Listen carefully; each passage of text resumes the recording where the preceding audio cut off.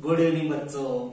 देखो बच्चों, कल से आप लोगों की बोर्ड एग्जाम जो है, बोर्ड परीक्षा जो है कक्षा 12 की वो प्रारंभ होने जा रही है। मतलब 29 फरवरी से लेकर लगभग 4 अप्रैल तक आपकी बोर्ड परीक्षा होगी, जिसके लिए मैं सभी विद्यार्थियों को एक प्रकार से अग्रिम शुभकामनाएं देता हूं, बेस्ट ऑफ लक कहता हूं कि आपके सभी पेपर जो है वो अच्छे हो, आप एक अच्छी स्कोरिंग के साथ सभी स्टूडेंट्स जो है वो पास हो।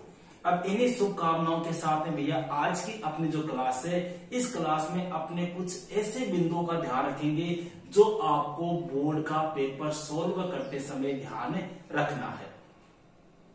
समझ रहे हो? मतलब कल से अपनी बोर्ड एग्जाम स्टार्ट हो रही है। अब देखो यहाँ पर कुछ से 5-6 पॉइंट मैंने ऐसे बता रहे हैं, कुछ 5-6 पॉइंट ऐसे हैं जिनको आपको बोर्ड की एग्जाम में फॉलो करना है, और अगर आप इनको फॉलो करते हो तो मैं दावे के साथ कह सकता हूं कि 5 से 10 नंबर की स्कोरिंग में आपकी क्या हो जाएगी, वृद्धि हो जाएगी। अब कौन कौन से पॉइंट है उनके ऊपर अपने यहाँ पर चर्चा करते हैं। अब देखो यहाँ पर मैंने हेडिंग लिख रखी है सभी पॉइंट की। अब कई बच्चे क्या होते हैं, गुरुजी को तो मार्क्स को ध्यान है, आपको कुछ नहीं पता है भैया अभी, क्योंकि देखो हम क्या है, हमें पढ़ाते हुए आज लगभग 15 से 16 साल मुझे हो गए पॉलिटिकल हिस्ट्री। ठीक है, कॉपियां में चेक करता हूं बोर्ड की अपने, तो मेरे को जितना अनुभव है उतना अनुभव आपको नहीं है, तो थोड़ा सा आपको इन बातों का ध्यान रखना है। वो कौन कौन सी बातें हैं उनके ऊपर अपने चर्चा करते हैं। देखो सबसे पहला पॉइंट, सकारात्मक सोच, मतलब पॉजिटिव। परीक्षा के दौरान भैया आपकी सोच जो है वो हमेशा कैसी रखनी है, आपको सकारात्मक रखनी है, पॉजिटिव रखनी है। परीक्षा के नाम से घबराना नहीं है। ये मत सोचना कि अलो काल पॉलिटिकल को पेपर है, परसों हिस्ट्री को है, अंग्रेजी को है, मन कुछ भी को नहीं आ रहा। ऐसा आपको दिमाग में बिल्कुल भी नहीं रखना है। आपने जितना पढ़ा है, जैसा पढ़ा है वो बेस्ट है, ये मान के चलो कि मेरा पेपर क्या होगा, अच्छा होगा।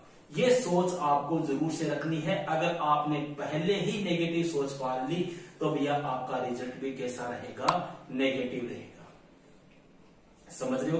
पहली बात ये ध्यान रखनी है, क्योंकि कई बच्चों के कमेंट आते हैं, गुरुजी कार से एग्जाम स्टार्ट हो रही है, मैं कायम कराऊं, मन क्यों को नहीं आ रहा। तो ऐसा आपको बिल्कुल भी नहीं सोचना है। भरपूर नींद लो, 7 से 8 घंटे की नींद लो, आराम से आपको पेपर दे के आना है। पेपर स्टार्ट होने से 1 से 1.5 घंटे पहले सभी बुक्स वगैरह आप बंद कर दो, माइंड को बिल्कुल रिलैक्स दो एकदम, और रिलैक्स माइंड के साथ में आपको पेपर सोल्व करना है। क्लियर है? सेकंड बात, सबसे मेन बात भैया, यहां पर कई बच्चे मात खाते हैं उत्तर की शब्द सीमा। देखो मैंने कई बार देखा है कि जब बच्चे के पास में मान लो कोई क्वेश्चन है 2 नंबर का और उसका आंसर कर रहा है वह 1 पेज में, कोई क्वेश्चन है 3 नंबर का, उसका आंसर लिख रहा है वो लगभग 1.5 पेज में। ये गलती आपको नहीं करनी है। हर प्रश्न के बाद में भैया उसकी शब्द सीमा दी आएगी।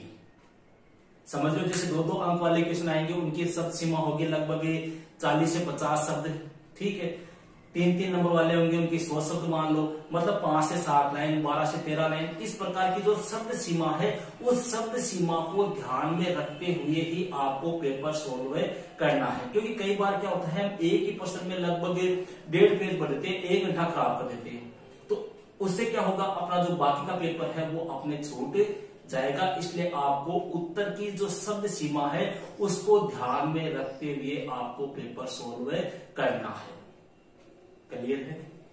तीसरी बात भैया, सबसे मेन बात जो एक एग्जामिनर को प्रभावित करती है, एक एग्जामिनर के ऊपर आपका इंप्रेशन डालती है, वो है प्रश्नों की प्राथमिकता।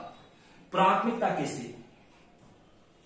यहां प्राथमिकता का मतलब है भैया सबसे पहले आपको वो क्वेश्चन करने हैं जो आपको बिल्कुल करेक्ट आ रहे हैं। भाई जैसे मान लो पेपर में 30 क्वेश्चन आ गए, 30 में से आपको 25 क्वेश्चन बिल्कुल करेक्ट आ रहे हैं, तो सबसे पहले आपको ये 25 क्वेश्चन करने हैं। जो 5 क्वेश्चन आपको नहीं आ रहे हैं, उन 5 क्वेश्चनों को आपको सबसे लास्ट में करना है। ये आपको जरूर से ध्यान रखना है, क्योंकि देखो किसी ने कहा है कि first impression is last impression. अब आपने स्टार्टिंग में अगर अच्छा काम किया तो एग्जामिनर के दिमाग में ये बात सेट हो जाएगी कि हाँ ये बच्चा इंटेलिजेंट है। और अगर आपने पहले स्टार्टिंग में ही 5 ऐसे क्वेश्चन कर दिए जो रॉन्ग जा रहे हैं आपके, तो एग्जामिनर के दिमाग में ये सेट हो जाएगा कि ये बच्चा कमजोर है। पर लास्ट में आप चाहे कितना भी बेस्ट करो उससे कोई फर्क पड़ने वाला नहीं है। तो इसलिए आपको ध्यान रखना है, प्रश्नों का जो करने का आपका तरीका है वो ऐसे प्रश्न करना है। सबसे पहले जो आपको सबसे बेस्ट आ रहे हैं, अच्छी तरह से आ रहे हैं, जिनमें किसी प्रकार की कोई कमी की गुंजाइश नहीं है, साफ साफ सुंदर सुंदर राइटिंग में अच्छे अच्छे अक्षरों में सबसे पहले आपको ऐसे क्वेश्चन करने हैं। ठीक है, नेक्स्ट पॉइंट की बात करते हैं भैया। ये भी बड़ा अच्छा पॉइंट है, पैराग्राफ हेडिंग स्पेस। देखो पैराग्राफ हेडिंग का मतलब क्या है भैया? पैराग्राफ या हेडिंग का मतलब है कि जब भी आप क्वेश्चनों के आंसर दो तो पैराग्राफ चेंज कर करके दो। मतलब 8 से 10 लाइन हो गई फिर पैराग्राफ चेंज कर दो, 10 से 12 लाइन हो गई फिर पैराग्राफ चेंज कर दो, हेडिंग लगाओ आप। ऐसे नहीं कि एक निबंध सा आपने लिख दिया, इस प्रकार से आपको कार्य नहीं करना है। आपका कार्य ऐसा देखने से सुंदर लगना चाहिए, ऐसा लगना चाहिए कि वाकई में इसने अच्छी तरह से तैयारी की है।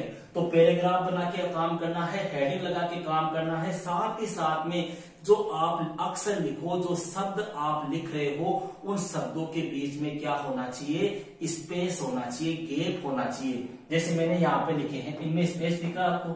ठीक है, ऐसा नहीं कि इनको एकदम पास पास में करके लिख दो।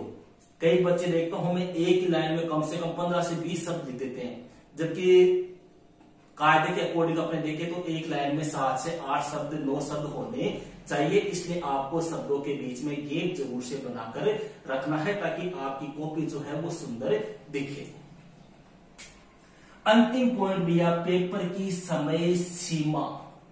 देखो पेपर की समय सीमा आपको सबको पता है, अपना जो पेपर होगा वो 3.25 घंटे का होगा। मतलब आपको इन 3.25 घंटे में पूरा पेपर सोल्व करना है। इस प्रकार से आपको कार्य करना है। अब आप कहोगे गुरुजी में टाइम क्या देखिए, 99% स्कूलों में घड़ी लगी हुई होगी भैया। अगर घड़ी नहीं है तो जो एग्जामिनर है जो आपकी परीक्षा ले रहा है उससे आप टाइम पूछ सकते हो। बाकी एक घंटे के बाद में बेल भी लगती है, पीरियड भी लगता है। तो कहने का मतलब है कि आपको पेपर सोल्व करते समय निर्धारित जो समय है उसको भी ध्यान रखना है। ऐसे नहीं कि आपका पेपर छूट जाए, 5% छूट जाए, 4% छूट जाए, 3% छूट जाए, इस प्रकार की बेवकूफी आपको बिल्कुल भी नहीं करनी है। समझ लो। और हो सके जहां तक नहीं करना ही है, ये मान के चलो पूरा पेपर सोल्व करना है। अगर आपको कोई क्वेश्चन नहीं आ रहा है तो उसका मिलता जुलता आंसर भी आपको लास्ट में करके आना है, बाकी खाली बिल्कुल भी नहीं छोड़ना है। तो देखो ये 5 ऐसे पॉइंट है भैया जिनको फॉलो करके आप अपनी स्कोरिंग में 5 से 10% की क्या कर सकते हो? वृद्धि कर सकते हो। ओके भैया, बाकी सभी को कल के एग्जाम के लिए बहुत बहुत शुभकामनाएं, बेस्ट ऑफ लक।